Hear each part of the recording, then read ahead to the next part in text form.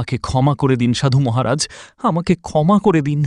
আমার আসল রূপ আমাকে ফিরিয়ে দিন, ফিরিয়ে দিন।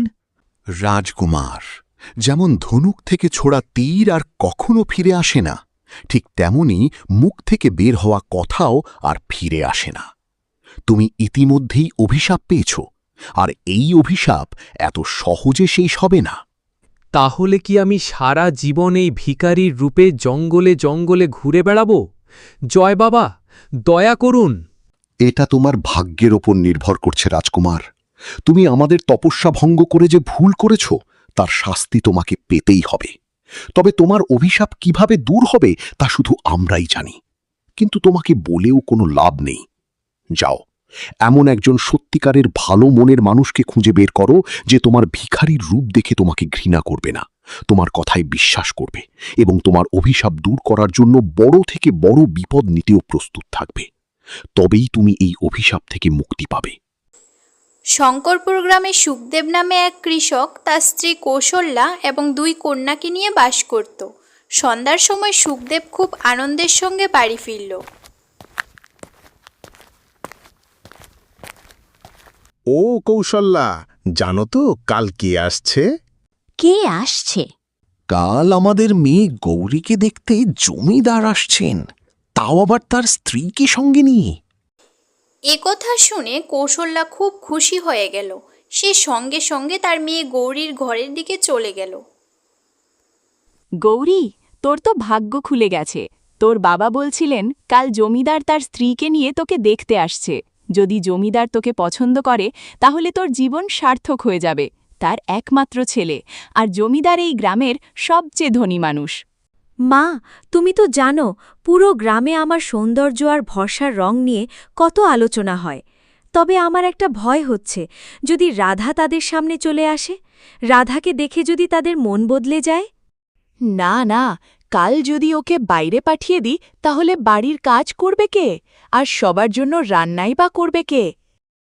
আমার কথা কান খুলে শোন। কাল সকাল থেকেই তোকে কাজে লেগে পড়তে হবে। পুরো বাড়িটা ঝকঝকে করে পরিষ্কার করবি। তারপর সবার জন্য রান্নাও করতে হবে। কিন্তু সাবধান, যদি তুই জমিদার বা তার স্ত্রীর সামনে আসিস তাহলে আমার চেয়ে খারাপ কেউ হবে না। একথা শুনে রাধার চোখে জল এলো।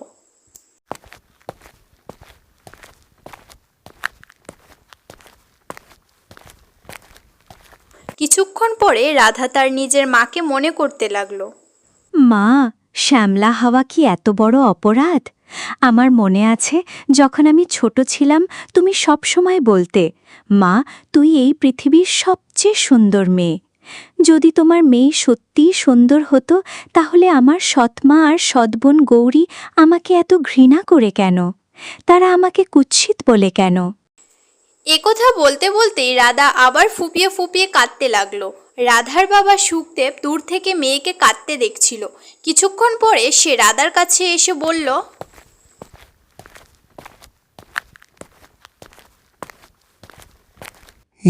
মা রাধা, তোর সৎমা আর সৎবোনের কথায় মন খারাপ করিস না মা। আমি জানি আমার পেছনে ওরা তোকে খুব কষ্ট দেয় এবং তোকে বাড়ির চাকরানির থেকেও খারাপ ব্যবহার করে, কিন্তু কিন্তু আমি আর কি বা করতে পারি বল? পিতাজি, আমি আজ পর্যন্ত কখনো আপনার কাছে কোনো অভিযোগ করিনি, আর এখনও করব না। একথা শুনে সুখদেবের চোখে জল চলে এলো।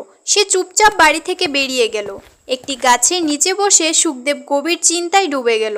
তার চোখের সামনে কয়েক বছর আগের দৃশ্য ভেসে উঠল। সুখদেব নিজের ক্ষেতে কাজ করতে করতে চোখের জল ফেলছিল। ঠিক তখনই গ্রামের প্রধান সেখানে এসে পৌঁছালেন।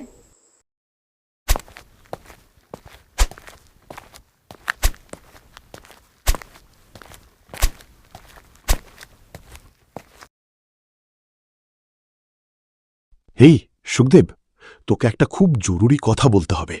হ্যাঁ হ্যাঁ, বলুন মুখিয়াজি, কি কথা? দেখ সুখদেব, আমি জানি তোর স্ত্রী সাবিত্রী অসুস্থতার কারণে অকালেই মারা গেছে, আর তোর মেয়ে রাধার বয়স এখন মাত্র 5 বছর। তাহলে তুই কি ভেবেছিস? এতে ভাবার কি আছে মুখিয়াজি? আমার সিদ্ধান্ত অটল। আমি দ্বিতীয় বিয়ে করব না, কারণ আমি আমার স্ত্রী সাবিত্রীকে খুব ভালোবাসতাম। এখন আমি রাধাকে মায়ের ভালোবাসাও দেব, আবার বাবার ভালোবাসাও দেব। না না, এসব কি বলছিস? একজন বাবা কখনো মায়ের মতো ভালোবাসা দিতে পারে না। দেখ সুখদেব, এখন প্রতিবেশীরা তোর মেয়ের যত্ন নিচ্ছে ঠিকই, কিন্তু তারা তো সব সময় পারবে না। আর তুইও খুব ভালো করে জানিস যে একা একা তুই মাঠের কাজ আর নিজের মেয়েকে সামলাতে পারবি না। আমার কথা শুন, দ্বিতীয় বিয়ে করে নে, জীবন এখনো অনেক বড়। কিন্তু মুখিয়াজি, কে জানে দ্বিতীয় স্ত্রী আমার মেয়েকে কি সে নিজের মায়ের মতো ভালোবাসতে পারবে? না, পারবে না। কি হবে কে জানে। আরে, কিন্তু অন্তত রাধার মাথার উপর মায়ের ছায়া তো থাকবে, সেই সৎমাই হোক না কেন। দেখ, আমি কৌশল্যা নামে একটি মেয়েকে চিনি, সে অনাথ। তুই চাইলে তার সঙ্গে তোর বিয়ে দিয়ে দিতে পারি, কি বলিস? মুখিয়াজি, ঠিক আছে, আপনি যেটা ভালো মনে করেন সেটাই করুন। আপনি যা বলবেন আমি তাই করব।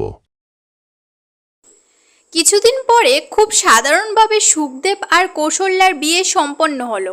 কৌশল্যা সুখদেবের স্ত্রী হয়ে তার বাড়িতে চলে এলো। কিছুদিন যাওয়ার পর কৌশল্যা একটি সুন্দর কন্যা সন্তানের জন্ম দিল। কৌশল্যা তার নাম রাখল গৌরী। গৌরী ছিল খুবই সুন্দর এবং ফর্সা, আর রাধার গায়ের রং ছিল শ্যামলা। সময় যেন ডানা মেলে উড়ে যেতে লাগলো। ধীরে ধীরে কৌশল্যা রাধার প্রতি তার সৎমায়ের আচরণ দেখাতে শুরু করলো। কয়েক বছর পর কৌশল্যা রাধাকে তার নিজের বাড়িতেই কাজের মেয়ে বানিয়ে দিল। এইভাবেই কেটে গেল 20 বছর। হায়, যদি সেদিন মুখিয়াজির কথায় রাজি না হতাম, তাহলে আজ আমার রাধার অবস্থা কাজের মেয়ের মতো হতো না। পরের দিন জমিদার তার স্ত্রী আরতিকে নিয়ে সুখদেবের বাড়িতে এলেন। সুখদেব তাদের খুব আদর আপ্যায়ন করল।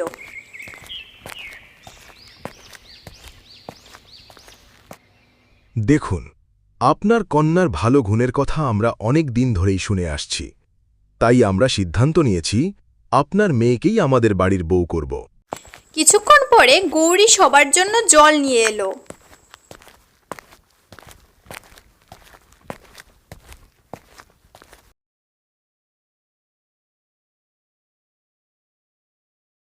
ও, এই তাহলে গৌরী।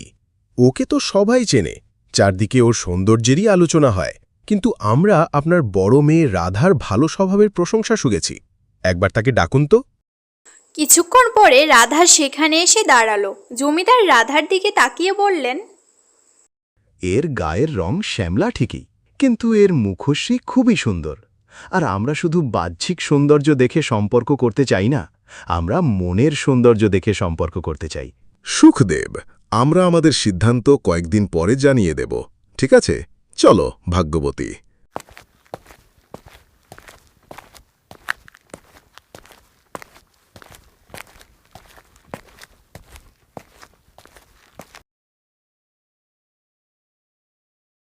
অবশেষে শান্তি পেলেন তো? আপনার এই কালো নাগিনী শেষ পর্যন্ত আমার মেয়েকেই ছোবল মারল। বাজে কথা বন্ধ করো কৌশল্যা, তুমি কি সব বলছো? রাধার সম্পর্কে এমন কথা বলতে তোমার একটুও লজ্জা করছে না? তুমি কি নির্লজ্জ হয়ে গেছো? এতে লজ্জার কি আছে? তুমি নিজেই তো আমাকে বলেছিলে জমিদার গৌরীকে দেখতে আসছে, তাহলে সে রাধাকে কেন ডাকল? আমি তো ভেবেছিলাম গৌরী সুন্দর বলেই জমিদার তাকে পছন্দ করবে। এখন আমি কি করে জানব যে সে গৌরীকে ছেড়ে রাধাকেই পছন্দ করবে? একথা শুনে কৌশল্যা প্রচণ্ড রেগে পা ঠুকতে ঠুকতে সেখান থেকে চলে গেল। কিছুক্ষণ পরে গৌরী তার মায়ের ঘরে এসে বলল, মা, এখনো তো জমিদার হ্যাঁ বা না কিছুই বলেনি। তার আগে যেভাবেই হোক রাধাকে এই বাড়ি থেকে বের করে দাও। আমি চাই না জমিদার তার ছেলের সঙ্গে রাধার বিয়ে দিয়ে দিক। আমিও তো সেটাই ভাবছিলাম। কিন্তু এমনভাবে করতে হবে যেন কারও কোনো সন্দেহ না হয় আর রাধারই বদনাম হয়। একটা উপায় আছে মা। কি উপায়? কেননা রাধাকে কোনো অজুহাতে জঙ্গলে পাঠিয়ে দেওয়া হয় আর জঙ্গলের গভীরে ফেলে রেখে আসা হয়। রাধা আর বাড়ি ফিরে আসতে পারবে না। তারপর আমরা সবাইকে বলবো যে তার আগেই কোনো এক যুবকের সঙ্গে প্রেমের সম্পর্ক ছিল আর সে তার সঙ্গেই পালিয়ে গেছে। তখন পিতাজিও কিছু করতে পারবেন না, আর জমিদারও এমন মেয়েকে নিজের বাড়ির বউ কখনো বানাবেন না। এরপর জমিদার আমাকেই তার বাড়ির বউ করবে। তুই ঠিকই বলেছিস, এই উপায়টা খুব ভালো। আমি কালই রাধাকে জঙ্গলে ফুল আনতে যাওয়ার অজুহাতে নিয়ে যাব।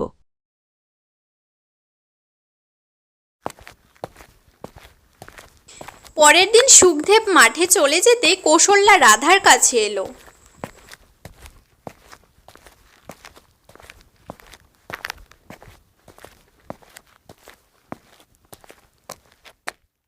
রাধা, আজ তোকে আমার সঙ্গে জঙ্গলে যেতে হবে। জঙ্গলে? কিন্তু কেন? কাল আমি বাড়িতে পূজার আয়োজন করেছি।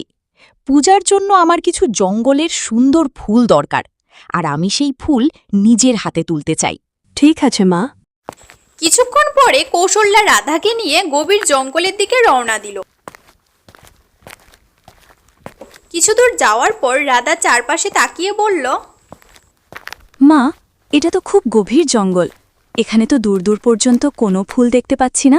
চলতে থাকো, আমি জানি গভীর জঙ্গলে কোথায় ভালো ফুল পাওয়া যায়। রাধা চুপচাপ হাঁটতে থাকলো। অনেকক্ষণ পরে কৌশল্যা রাধাকে জঙ্গলের একেবারে গভীরে নিয়ে গেল।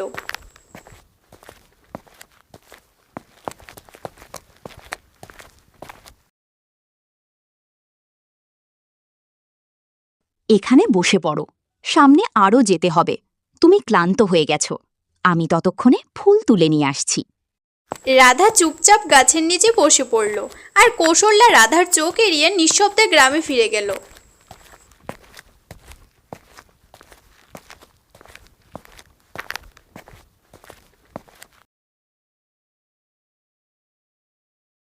কাজ হয়ে গেছে। আমি ওকে জঙ্গলের এত গভীরে রেখে এসেছি যে সে আর কোনো দিন ফিরে আসতে পারবে না। এদিকে জঙ্গলে সন্ধ্যা নেমে এলো, কিন্তু কৌশল্যা আর ফিরে এলো না। চারিদিকে বন্য জন্তুর ভয়ঙ্কর ডাক শোনা যেতে লাগলো। এটা দেখে রাধা কাঁদতে শুরু করলো। কোথাও মা পা হারিয়ে ফেলেনি তো? ঠিক সেই মুহূর্তে রাধার কানে একটি আওয়াজ ভেসে এলো। তোমার মা জঙ্গলে পথ হারায়নি, বরং জঙ্গলে তুমি হারিয়ে গেছো। আমি নিজের চোখে দেখেছি, তোমার মা তোমাকে এখানে বসিয়ে রেখে তোমার চোখ এড়িয়ে সেই পথ দিয়েই ফিরে গেছে যেদিক দিয়ে সে এসেছিল। একথা শুনে রাধা চমকে উঠল। সে পিছনে ফিরে তাকাতে দেখলো সেখানে এক ভিখারি দাঁড়িয়ে আছে, তার গায়ে নোংরা ও ছেঁড়া কাপড়।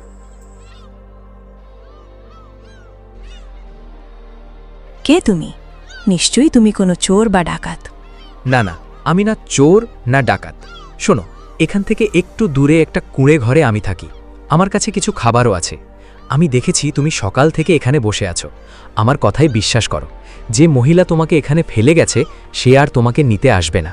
আর যদি তুমি একা একা ফিরে যাওয়ার চেষ্টা করো, তাহলে আমার পুরো বিশ্বাস তুমি পথ হারিয়ে ফেলবে, কারণ তোমার চেহারা দেখেই বোঝা যাচ্ছে তুমি এই জঙ্গলে প্রথমবার এসেছো। যেটার ভয় ছিল শেষ পর্যন্ত সেটাই হলো। আমার সৎমা অবশেষে আমাকে নিজের পথ থেকে সরিয়েই দিল। রাধা অনেকক্ষণ ধরে কাঁদতে লাগলো। ভিখারির রাধার উপর দয়া হলো। সে নরম গলায় বলল, আরে এভাবে কেঁদে এখন আর কোনো লাভ হবে না।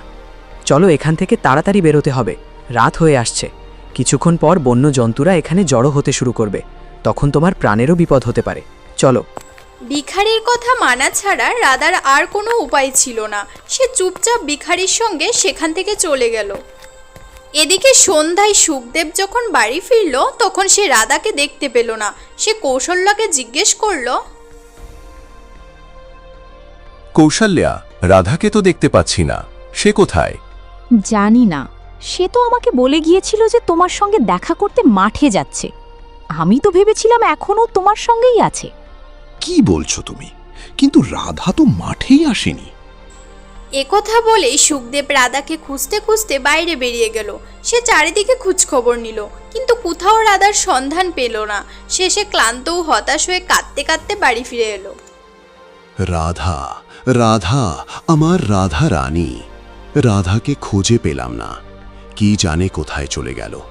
তোমরা তাকে এত কষ্ট দিয়েছ, এত অত্যাচার করেছ যে বেচারি নিষ্পাপ মেয়েটা শেষ পর্যন্ত বাড়ি ছেড়ে চলে গেল। এটা কেন বলছো না যে তোমার মেয়ে হয়তো কারো সঙ্গে পালিয়ে গেছে? সুখদেব আর কিছু বলল না। সে চুপচাপ রাধার কথা ভাবতে ভাবতে খাটিয়ায় শুয়ে পড়ল। এদিকে ভিখারি রাধাকে নিজের কুড়ে কুড়ে নিয়ে এলো। সে রাধার সামনে কিছু ফল এনে রাখলো। এই নাও, খেয়ে নাও। আমাকে দেখে ভয় পেও না, আমি খারাপ মানুষ নই। যখন তুমি আমার সম্পর্কে সব জানবে, তখন আমার সম্পর্কে তোমার সব ধারণাই বদলে যাবে। খাও, খেয়ে নাও। রাধার খুব ক্ষুধা লেগেছিল। সে চুপচাপ ফলগুলো খেতে শুরু করলো এবং এইভাবেই সময় কেটে যেতে লাগলো। একদিন জমিদার তার স্ত্রী আরতিকে নিয়ে সুখদেবের বাড়িতে এলেন। এই সুখদেব, আসলে কথা হলো, আমরা তোমার মেয়ে রাধার সঙ্গে আমাদের ছেলের বিয়ে দিতে চাই। আমরা তাকে আমাদের হাবেলির বউ করতে চাই। সুখদেব কিছু বলার আগে কৌশল্যা তাড়াতাড়ি বলে উঠল, কিন্তু রাধা তো কিছুদিন আগে তার প্রেমিকের সঙ্গে কোথাও পালিয়ে গেছে। একথা শুনে জমিদার চমকে উঠলেন। দেখুন, আমি ঘুরিয়ে বেঁচিয়ে কথা বলবো না। আসলে এই গ্রামে আমি শুধু রাধার ভালো স্বভাবের প্রশংসাই শুনেছি, তাই আমি তাকে আমাদের পরিবারের বউ করতে চেয়েছিলাম। আপনার মেয়ের সম্পর্কে আমি খুব বেশি কিছু জানি না। না না, আর কী বা হতে পারে বলুন? সে তো আমাকে বলেছিল যে সে তার বাবার সঙ্গে দেখা করতে মাঠে যাচ্ছে, কিন্তু যখন সে মাঠেই পৌঁছায়নি তখন আর কোথায় যেতে পারে? পরিষ্কার বোঝাই যাচ্ছে সে কারো সঙ্গে পালিয়ে গেছে। তাই রাধাকে আপনার পরিবারের বউ করার স্বপ্ন তো আর পূরণ হবে না। তবে আপনি চাইলে আমার মেয়ে গৌরীকে আপনার পরিবারের বউ করতে পারেন। আর গৌরী তো রাধার থেকেও অনেক সুন্দর। তবে একটা শর্তে আমি আপনার মেয়েকে আমাদের বাড়ির বউ করতে পারি। কি শর্ত? কিছুদিন ওকে আমাদের হাভেলিতে থাকতে হবে এবং কাজ করতে হবে, তবে চাকরানির মতো নয়, আমাদের পরিবারের সদস্য হিসেবেই। কয়েক মাসের মধ্যেই আমরা ওকে ভালোভাবে চিনে নিতে পারব। ওর স্বভাব কেমন, ওর চরিত্র কেমন, ওর স্বভাব কেমন, ওর কথাবার্তা কেমন, সব ঠিকঠাক মনে হলে তবেই আমরা ওকে আমাদের পরিবারের বউ করে নেব। তাতে কোনো অসুবিধা নেই, আমি রাজি। ঠিক আছে। একথা বলে জমিদার তার স্ত্রী আরতিকে নিয়ে সেখান থেকে চলে গেলেন। সুখদেব কিছুই বলল না, সে চুপচাপ নিজের খেতে চলে গেল।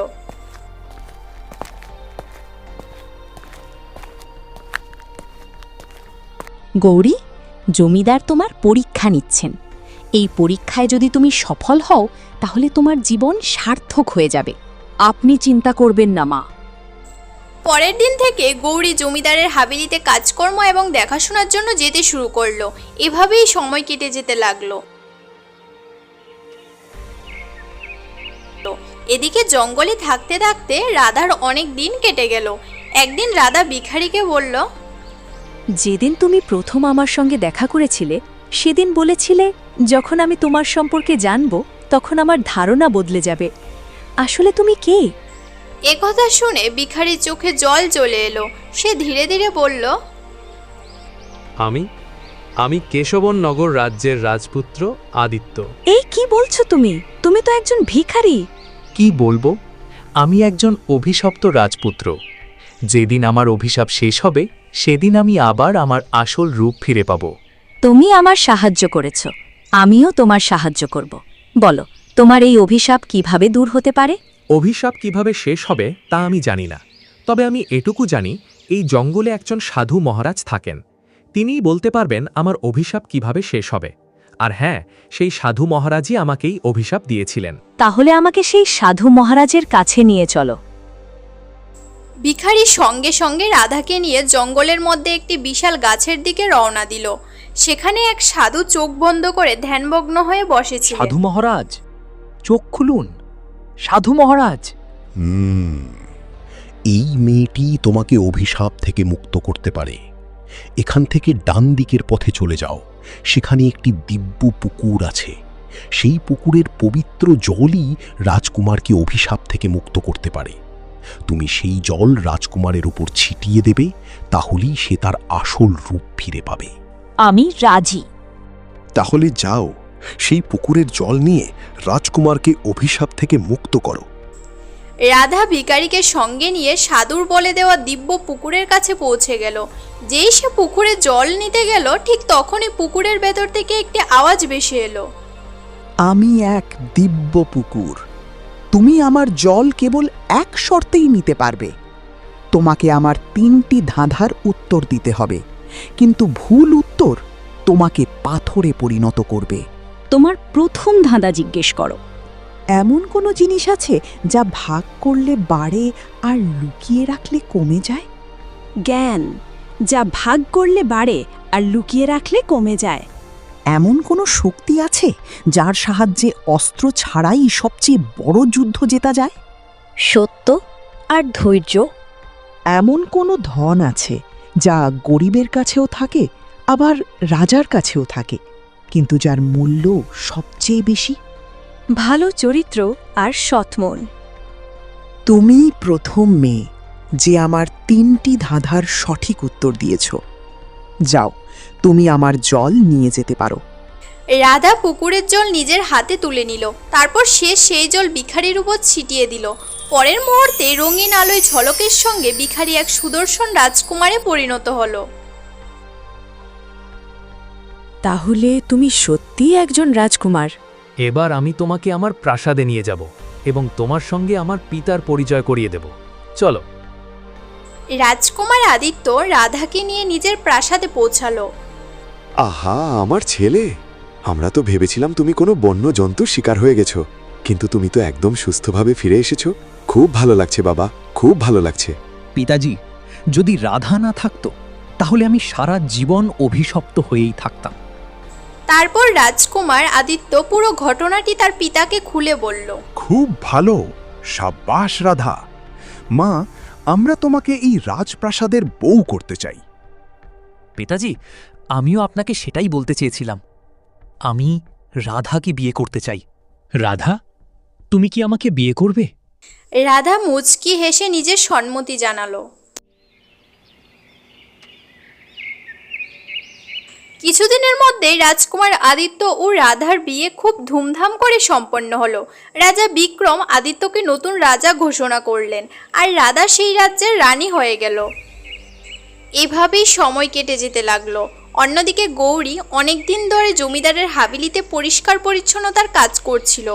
একদিন সে রাগে নিজের মনে বলতে লাগলো, আমার তো মনে হচ্ছে এই জমিদার আমাকে বোকা বানাচ্ছে।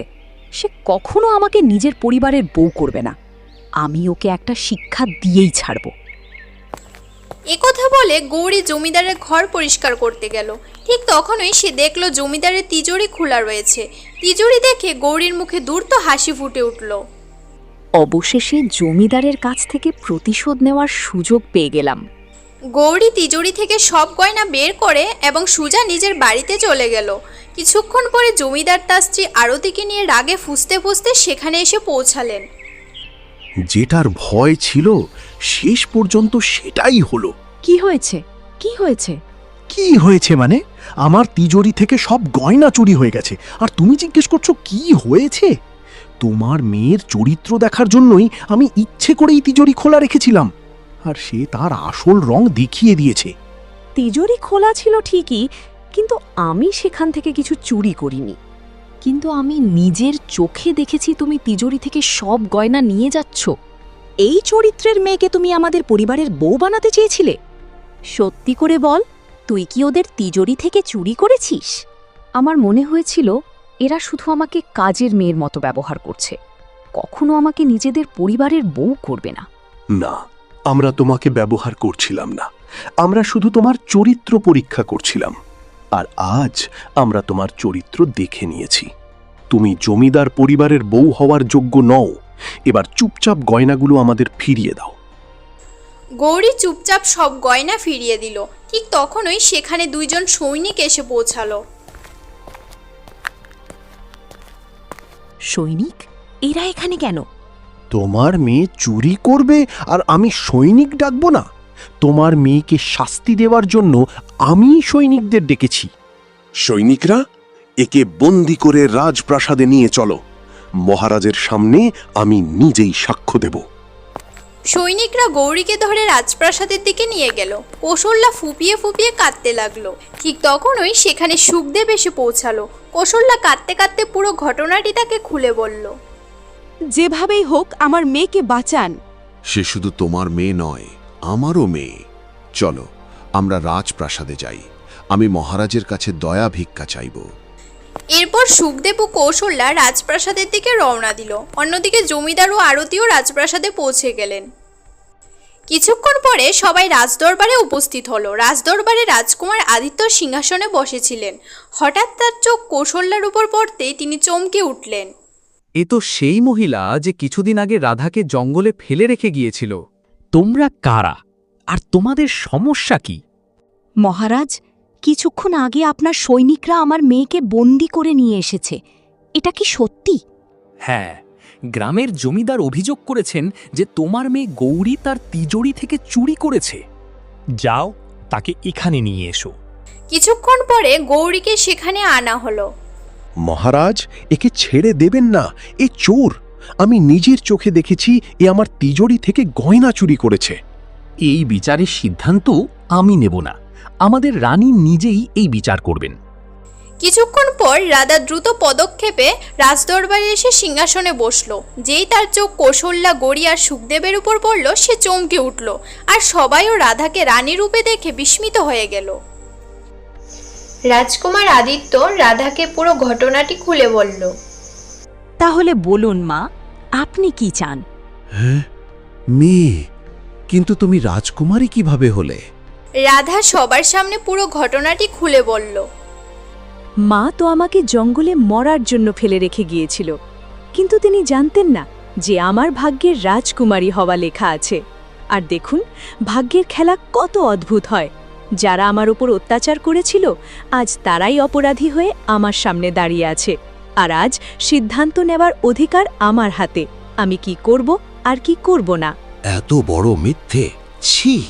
তুমি আমার মেয়েকে জঙ্গলে ফেলে এলে আর আমাকে বললে সে কারোর সঙ্গে পালিয়ে গেছে। ছি ছি!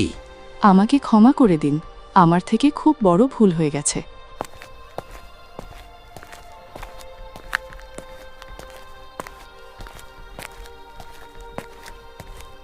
মা, আপনার বিরুদ্ধে আমার কোনো অভিযোগ নেই। আমি তো সবসময় আপনাকে নিজের মা বলেই মনে করেছি, কিন্তু আপনি আমাকে সবসময় সৎ মেয়েই ভেবেছেন। তবে যা হয় ভালোর জন্যই হয়। আপনি যদি আমাকে জঙ্গলে ফেলে না আসতেন, তাহলে হয়তো আজ আমি এই রাজপ্রাসাদে বসে থাকতাম না, বরং বাড়ির কোনো কোণে পড়ে থেকে আপনার অত্যাচার সহ্য করতাম। এখন আপনি আপনার মেয়ে গৌরীকে নিয়ে যান।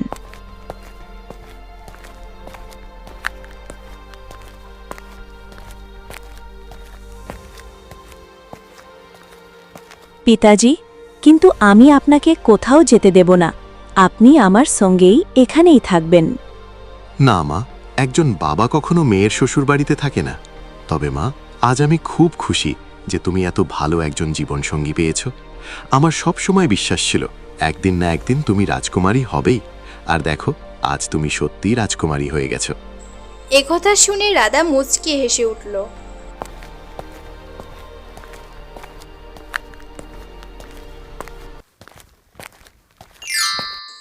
প্রিয় বন্ধুরা, যদি আপনাদের আমাদের এই গল্পটি ভালো লেগে থাকে তাহলে একটি লাইক অবশ্যই করবেন, কারণ আপনাদের একটি লাইক আমাদের এমন আরও সুন্দর গল্প বানানোর অনুপ্রেরণা দেয়।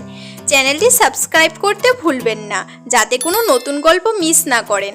আর হ্যাঁ, কমেন্ট করে অবশ্যই জানাবেন গল্পের কোন অংশটি আপনাদের সবচেয়ে বেশি ভালো লেগেছে।